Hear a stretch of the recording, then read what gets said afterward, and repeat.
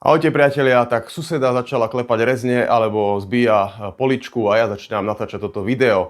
Dnes sa pozrieme na počasie v ďalších dňoch a pozrieme sa aj na rozdiely medzi východom a západom Slovenska. Od začiatku mesiaca, od začiatku júla sme si najmä na severe a východe Slovenska veľa teplých dní neužili, prevažuje severozápadné prúdenie a môžeme vidieť aj odchýlku priemernej teploty vzduchu od dlhodobého priemeru za prvú dekádu júla a vidíme značné rozdiely medzi východom a západom Slovenska, kým na severe a východe je teplota pod dlhodobým priemerom, tak smerom na západ teplota vzduchu bola nad dlhodobým priemerom, najvýraznejšie to bolo v oblasti hlavného mesta a na juhozápade, kde sa odchýlka blížila až k 2 stupňom.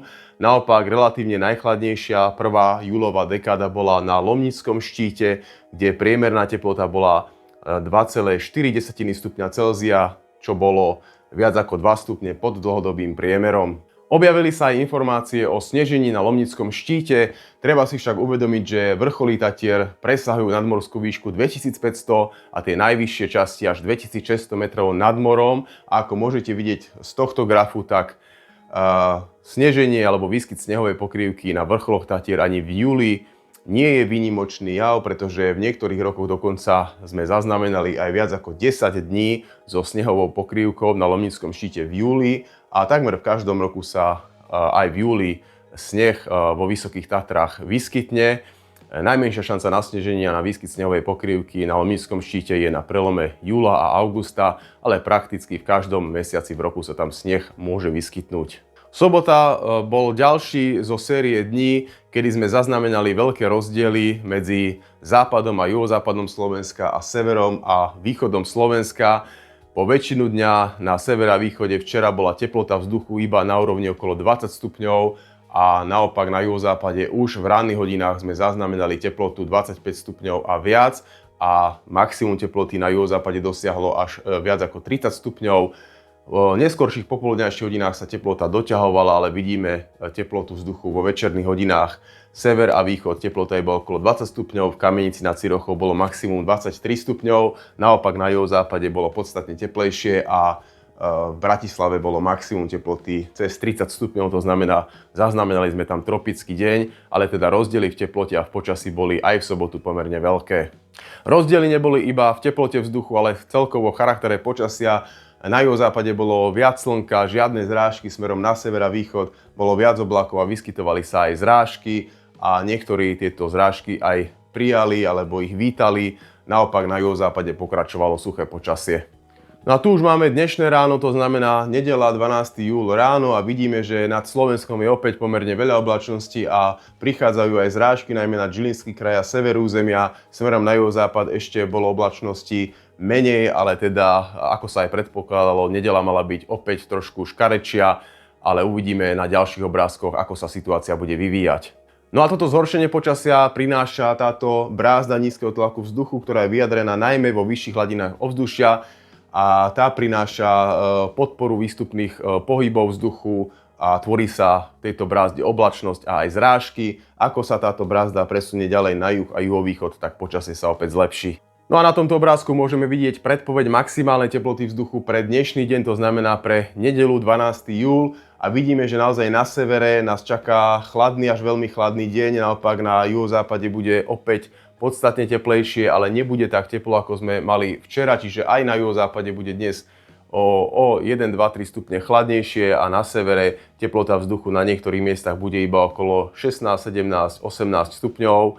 Čiže opäť budú veľké regionálne rozdiely a celkovo môžeme označiť, že tá nedeľa bude pomerne chladná. Tu už aj môžeme vidieť odchýlku teploty v nedeľu popoludní od priemeru, čiže naozaj na severe a východe chladné až veľmi chladné počasie, smerom na západ teplota vzduchu na úrovni normálu. A naozaj v našej oblasti sa v týchto dňoch nenachádza teplý vzduch, práve naopak máme tu chladnejšiu vzduchovú hmotu, ktorá je naviazaná na túto oblasť nízkeho tlaku vzduchu a zasahuje predovšetkým na sever a východ Slovenska smerom na západ do západnej Európy. Je podstatne teplejšia vzduchová hmota, ale táto sa nad územím Slovenska nenachádza, nachádza sa práve nad západnou Európou alebo v západnej časti strednej Európy. No a v ďalších dňoch sa táto teplá vzduchová hmota začne pomaličky dostávať aj nad strednú Európu a tu vidíme predpoveď pre útorok 14. júl a vidíme, že už aj Nemecko, Rakúsko, časť Česka a najmä západné Slovensko bude zasiahnuté týmto teplejším vzduchom, to znamená čakáme alebo očakávame oteplenie.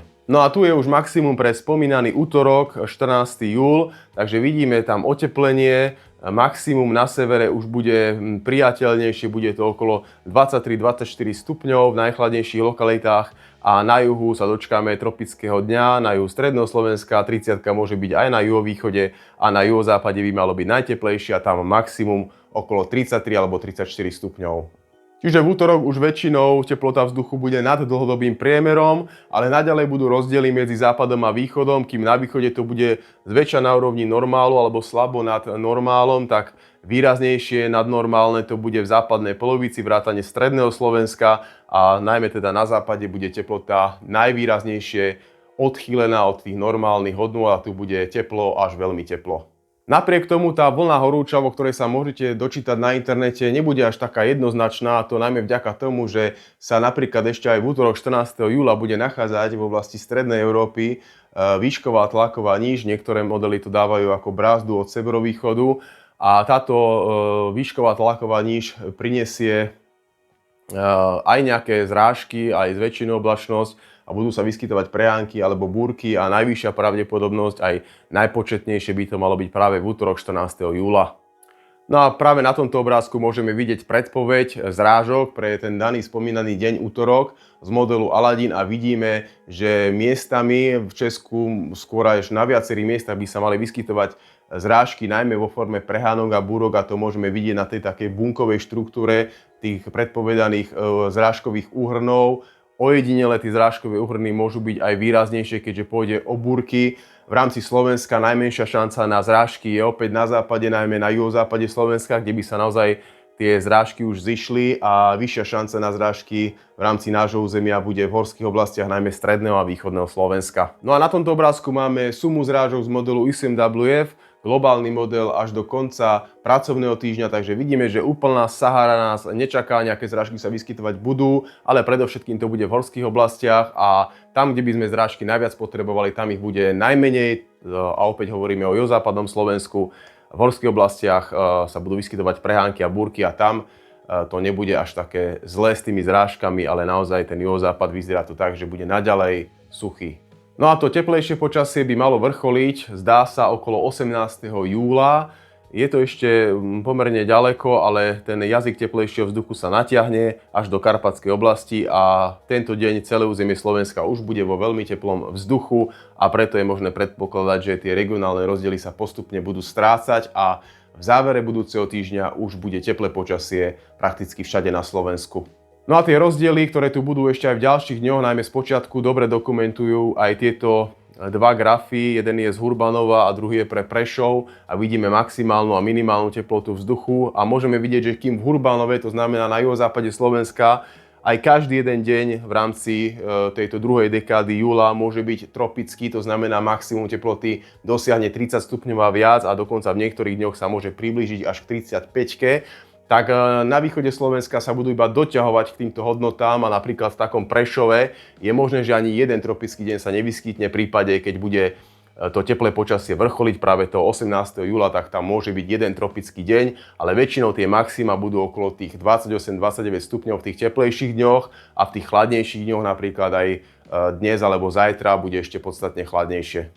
To je na dnes z mojej strany všetko. Ak vás zaujíma, prečo sa v niektorých dňoch búrky vyskytujú a v niektorých naopak sa nevyskytujú, a to napriek tomu, že máme aj teplé počasie, tak si stiahnite moje PDF o búrkach, ktoré nájdete v popise videa.